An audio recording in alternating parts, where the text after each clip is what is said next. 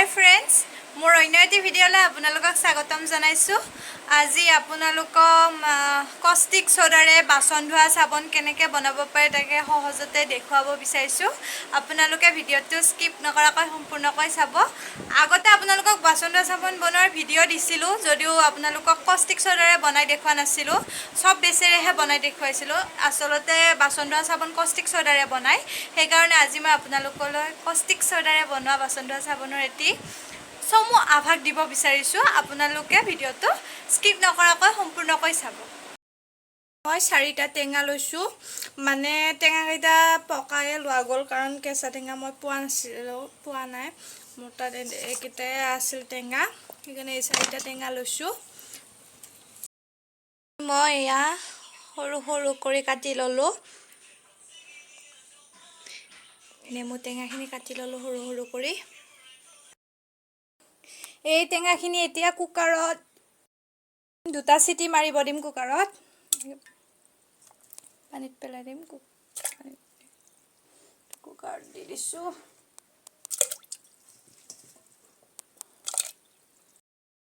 এয়া চিপচিপিয়াকৈ পানী দিছো কুকাৰত, আৰু এতিয়া 2টা চিটি মাৰিব দিম।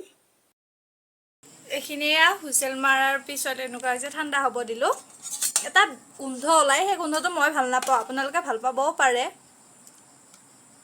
আৰু মই এনেকৈ পানীৰ পৰা উঠাই এনেকৈ চৰিয়াত বাকি ল'ম।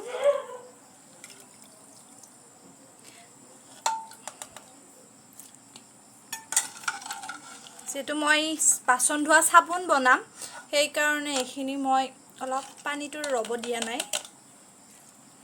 এনেকৈ লৈছোঁ। অলপ অলপ যাবই দিয়কচোন পানী, এইটো মিক্সিত মাৰি ল'ব লাগিব মিক্সাৰত। আৰু এয়া যদি পকাত পৰিব লাগে আৰু ৰস বগা পৰি থাকে, মোৰ পকাত পৰিলে কেনেকুৱা বগা হৈ আছে। পাহাৰলৈকে পকাত নেপেলোৱাকৈ কৰিব লাগে কামখিনি। টেঙা বগা পৰে। এতিয়ালৈকে ইয়াৰে কাম একোৱে ষ্টাৰ্ট হোৱা নাই। এইখিনি মই এতিয়া মিক্সাৰত পিচি ল'লো। পিছত মই এতিয়া ল'লো আধা কাপ চাৰ্ফ এক্সেল লৈছোঁ বাৰু। মই ইয়াতে এতিয়া মই যিখিনি পিচি লৈছিলোঁ টেঙা, তাতে মই চাৰ্ফখিনি দি দিলোঁ। ইয়াত মই নিমখো দি দিলোঁ, আধা কাপ নিমখ দি দিলোঁ, আৰু আধা কাপতকৈ অলপমান কম খোৱা ছ'ডা দিছোঁ। বস্তুখিনিৰ অনুমান কৰি লৈ মই ইয়াত পানী 1.5 কাপ অন্য এটা পাত্ৰত ৰাখিছোঁ। যিখিনি মই চাৰ্ফ, নিমখ, খোৱা ছ'ডা এনেকৈ থৈছিলোঁ সেইখিনি মই মিহলাই দিছোঁ।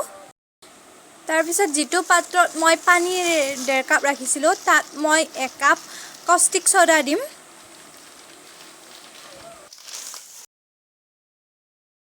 এইখিনিত মই কষ্টিক সোডাখিনি দি ল'লোঁ।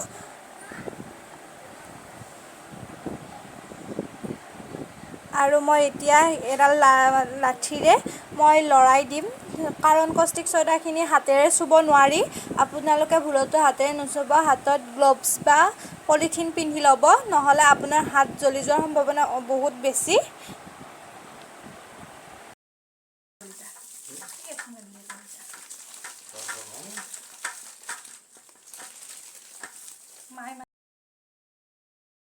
আৰু মই যিখিনি টেঙাৰ লগত চাৰ্ফ, নিমখ এইবিলাক মিক্স কৰি লৈছিলোঁ সেইখিনি মই ভালদৰে লৰাই দিছোঁ।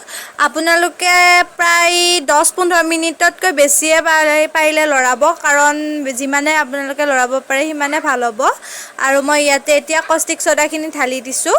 কষ্টিক সোডাখিনি ঢালি দিয়াৰ লগে লগে টেঙা কালাৰটোৱে বেলেগ হৈ গৈছে, চাব পাৰে, এয়া হালধীয়াৰ দৰে হৈ গৈছে।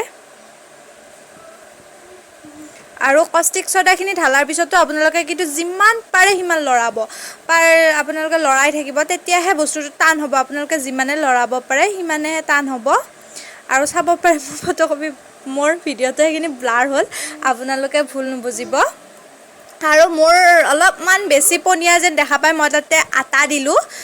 পনীয়া হৈ থাকিলে টান নহ'ব বুলি মই ভয় খালোঁ, সেইকাৰণে মই ইয়াতে আটা অলপ দি দিলোঁ। আৰু আটা দি উঠিও মই যিমান পাৰোঁ সিমান লৰাই আছোঁ, যাতে বস্তুটো টান হয়।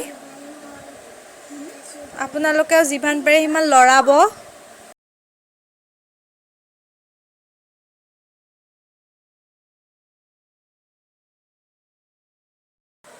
এতিয়া মই ডাঙৰ বাটিৰ দৰে মানে টেমা এটা লৈছোঁ যাতে বস্তুখিনি ভালদৰে ৰাখিব পাৰোঁ।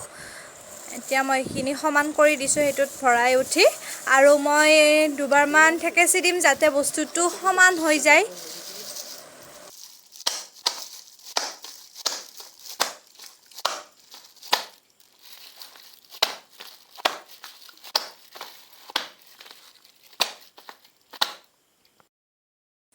ফাইনেলি মোৰ চাবোনটো দেখাত এনেকুৱা হ'ল।